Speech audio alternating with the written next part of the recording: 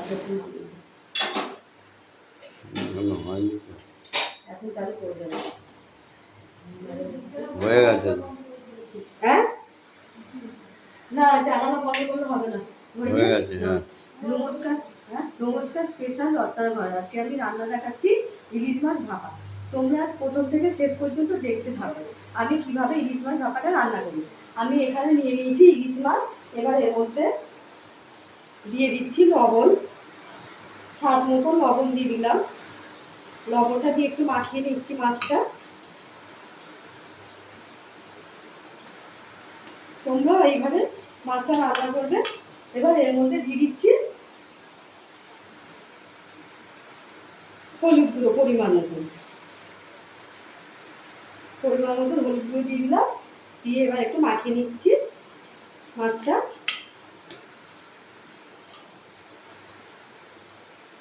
হলুদ দিয়ে মাখিয়ে দিলাম। এবার এর মধ্যে দিয়ে দিচ্ছি সাদা সর্ষে বাটা, কালো সর্ষে বাটা। আর এর মধ্যে একটু অল্প করে নুন দিয়ে আমি বেঁধেছি, নাহলে সর্ষেটা তিতো লাগবে। তোমরা এইভাবে মাখিয়ে রান্না করে দেখো, খুব ভালো লাগবে। ভালো লাগলে তোমরা লাইক করো, শেয়ার করো, কমেন্ট করো, পাশে বেল আইকনটা টিপে দিয়ে সাবস্ক্রাইব করে দিও। একবার এইভাবে ভাপা রান্না করে খেয়ে দেখো, দেখবে অসাধারণ লাগবে। এবার আমি এর মধ্যে দিয়ে দিচ্ছি কাঁচা সর্ষের তেল। আমি পরিমাণ মতো একটু তেল দিয়ে দিলাম।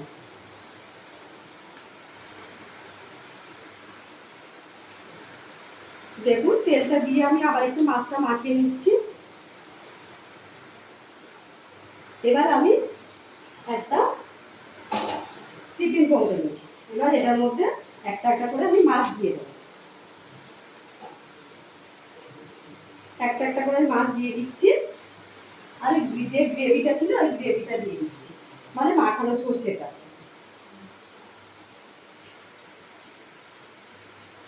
এইভাবে প্রত্যেকটা মাছ দিয়ে দিচ্ছি। তোমরা এইভাবে রান্নাটা করে দেখো, দেখবে খুব ভালো লাগবে। ভালো লাগলে তোমরা লাইক করো, শেয়ার করো, কমেন্ট করো, পাশে বেল আইকনটা টিপে দিও, সাবস্ক্রাইব করে দিও। আমি প্রত্যেকটা মাছ দিয়ে দিলাম এর মধ্যে। এবার যেটুকুনি তোমার মশলাটা ছিল ওইটা আমি এর মধ্যে দিয়ে দিলাম। এর মধ্যে দুটো কাঁচা লঙ্কাও বেটে দিচ্ছি।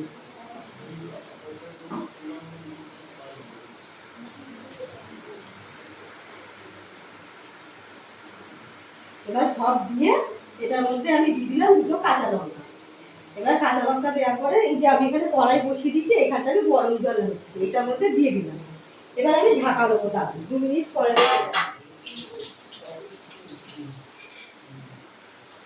এবার আমি এটার মধ্যে আরেকটু সর্ষের তেল দিয়ে দেবো, যেহেতু ইলিশ মাছ ভাপা।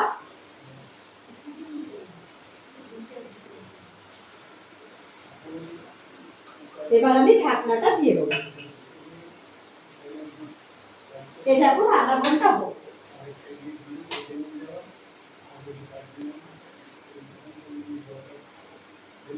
এবার আমি এদিকে আরেকটা রান্না করব, তোমরা রান্নাটা দেখতে থাকো।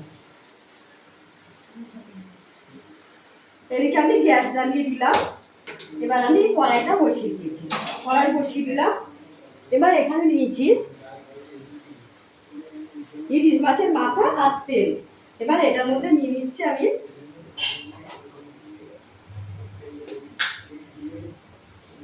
লবণ দিয়ে দিলাম, স্বাদ মতন লবণ দিয়ে দিচ্ছি। এবার এটার মধ্যে দিয়ে দিচ্ছি হলুদ গুঁড়ো।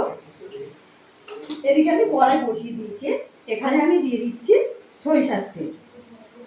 ইলিশ মাছের মাথাগুলো ভাজবো, ইলিশ মাছের মাথা দিয়ে আমি কচি শাক করছি।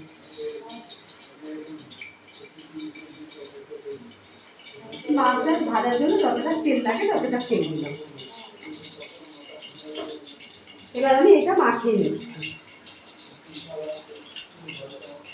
আমি তো আমার সাথে তো ভিডিওটা করতে বললাম, আমার সাথে তো করতে বললাম। এই যে আমার তেল গরম হচ্ছে, একটু নাড়িয়ে দেখবো। আর এদিকে আমার ইলিশ মাছ ভাপা হচ্ছে। আমি যেভাবে কচি শাকটা করছি ইলিশ মাছ দিয়ে, তোমরা এইভাবে করে দেখো, দেখবে ভালো লাগবে। ভালো লাগলে লাইক করো, শেয়ার করো, কমেন্ট করো, পাশে বেল আইকনটা টিপে দিও, সাবস্ক্রাইব করে দিও। আমার এদিকে সরিষার তেল গরম হয়ে গেছে, আমি এবার এদিকে দিয়ে দিচ্ছি ইলিশ মাছের মাথাগুলো একটা একটা করে ভেজে দিচ্ছি।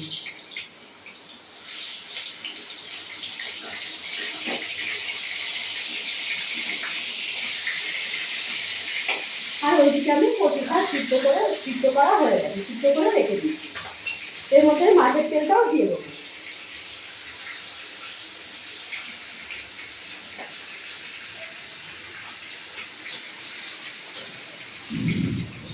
বাবা যা যাবে না মনে হচ্ছে। এদিকে আবার খুব বৃষ্টি নেমেছে, তো একটু বৃষ্টিটা হওয়া দরকার ছিল, খুব গরম পড়েছে।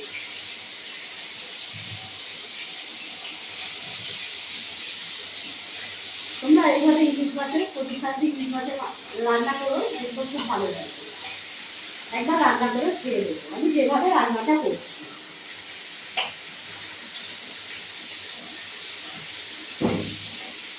এইভাবে একবার রান্না করে খেয়ে দেখো।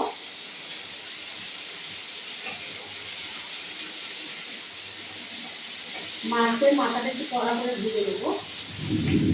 আবার আসতে দেখছি খুব বড় তৈরি করছে আবার।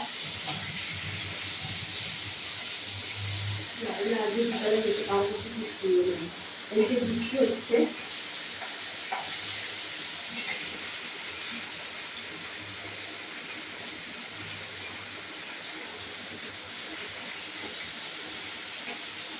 আমার এখন ভালো চলছে।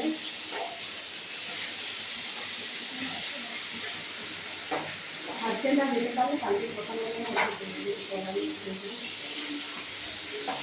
আমার মাঝের তেলটা ভালো হয়ে গেছে, আমি এটা তুলে দিচ্ছি। এটা আমি তেলটার মধ্যে ফোড়ন দেবো।